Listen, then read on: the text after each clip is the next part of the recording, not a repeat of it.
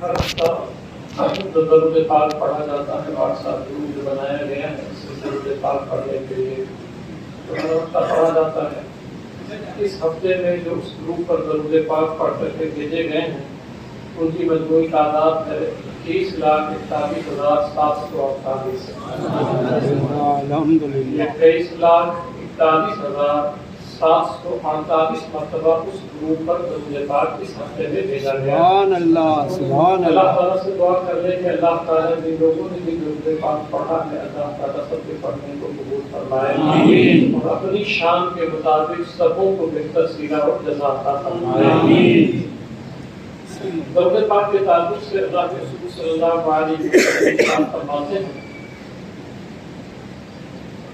کہ جب دو شخص آپس میں ملاقات کرتے ہیں اور ملاقات کرنے کے بعد حضور صلی اللہ علیہ وسلم پر درود پاک پڑھتے ہیں. یاد رکھیے کچھ ایسے عمل ہیں اسلام میں جو فرض کچھ واجب ہے، جیسے نماز فرض ہے، روزہ فرض ہے، اور کچھ ایسی چیزیں ہیں جو آپ کی طبیعت پر چھوڑ دی گئی ہیں. جیسے حج فرض ہے، نماز فرض ہے. اب اگر نماز آپ نہیں پڑھتے تو بہت بڑے مجرم ہیں آپ. نماز آپ کو پڑھنی ہے، چاہے مجبوراً پڑھے چاہے مسبوراً پڑھے، آپ کو پڑھنی ہی ہے. ایگزامپل جیسے آپ حج کرنے جاتے ہیں تو بہت تھکان لگی ہوئی ہے، عرفات مزدلفہ منا وہ بھی پڑا رنی ہو جاتا ہے. اب آپ کیے ہیں اب آپ کا دل کرے یا نہ کرے مگر آپ کو کرنا ہے. آپ کی طبیعت کرے یا نہ مگر آپ کو کرنا ہی کرنا ہے. زکوٰۃ ایسے لے لیجیے، زکوٰۃ میں ایسا ہے کہ اتنا رقم نکل رہا ہے، اب دل نہیں کرتا ہے مگر آپ کو دینا ہے کیونکہ آپ پر.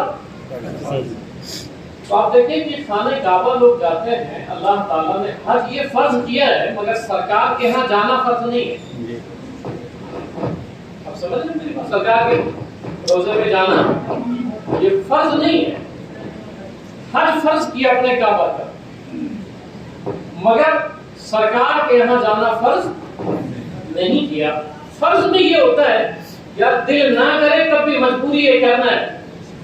درود پاک اللہ نے فرض نماز فرض کیا، روزہ فرض کیا، حج فرض کیا مگر درود فرض نہیں کیا. ایسے حج فرض کیا مگر سرکار کے روزے پہ جانا فرض نہیں کیا. اس نے کہا کہ فرض میں تو تمہارا دل کرے یا نہ کرے تم کو مجبوراً کرنا ہے مگر یہ میرے حبیب کا در ہے یہاں مجبوراً نہیں، جس کو آنا ہے مسکراتا ہوا ہے، جس کو درود پڑھنا ہے مسکراتا ہوا پڑھے، جس کا دل کرے وہ کرے. یہاں کوئی زور زبردستی نہیں کہ حبیب کا مسئلہ ہے، محبوب کا مسئلہ ہے. درود پاک یہ محبت کا مسئلہ ہے، یہ پیار کا عشق کا مسئلہ ہے. اسی لیے اس کو فرض نہیں کیا کہ نہیں دل نہ کرے تب بھی کرو. نہیں، جب تمہارا دل کرے، جب خوش ہو جاؤ تو میرے حبیب پہ درود پڑھا کرو، میرے محبوب پر درود پڑھا کرو. تو میں آپس میں فرماتے ہیں جب دو شخص دو مومن ملاقات کرتے ہیں اور دونوں مصافحہ کرتے ہیں اور دونوں درود پاک پڑھتے ہیں، اب یہ بشارت ہے آپ لوگوں کے لیے. اللہ کے رسول صلی اللہ علیہ وسلم فرماتے ہیں تو ایک دوسرے سے جدا ہونے سے پہلے اللہ تعالیٰ ان دونوں کے اگلے اور پچھلے گناہوں کو معاف فرما دیتا ہے. سبحان اللہ. بس ملتے سمے درود پاک پڑھتے ہیں. ایک روایت یہ ہے اللہ کے رسول صلی اللہ علیہ وسلم فرماتے ہیں جس نے مجھ پر دن میں 1000 مرتبہ درود پڑھا. یہ میں نے سلسلہ شروع کیا اور درود صلوات ہے اور پھر واٹس ایپ پہ کل گروپ بنائے گئے ہیں. واٹس ایپ پہ بہت سارے لوگ، ہزاروں لوگ جڑے ہوئے ہیں. 2 گروپ ہیں، ایک گروپ میں تو کافی لوگ ہوں گے، ایک گروپ میں تھوڑے کم. تو میں نے کہا جی کہ یہ مسرورن والا مسئلہ ہے، مسرورن والا مسئلہ ہے تو اس پہ بھی درود پاک بھیجے جاتے ہیں.